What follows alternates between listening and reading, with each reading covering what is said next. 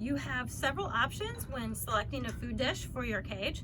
My favorite dishes are these ceramic dishes.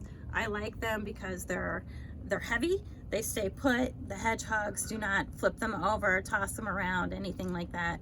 This one is plenty big enough for food for our hedgehogs because they only eat a tablespoon at a time, so this is a perfect size for a cage setup when using a fleece bedding.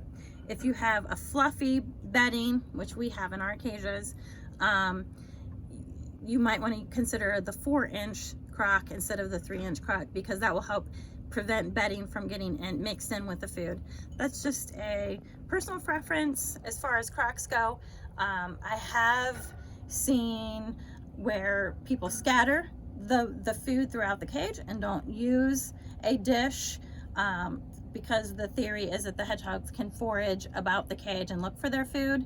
I personally prefer to have it in the dish because I need to see every day how much the hedgehog is eating, and it's easy to tell if the hedgehog isn't eating the full amount if it's contained in a dish.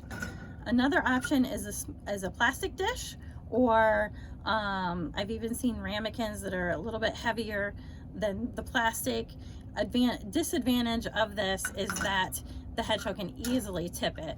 So I'm not a huge fan of the lightweight plastic dishes for food, and obviously not water, but these are perfect for treats or things of that nature, your mealworms or insects. If the hedgehog does flip it, getting the treats, that's okay. A lot of the hedgehogs like to play with these. So these stay put, upright. These have a tendency to move around, but both are all good hedgehog food dish options.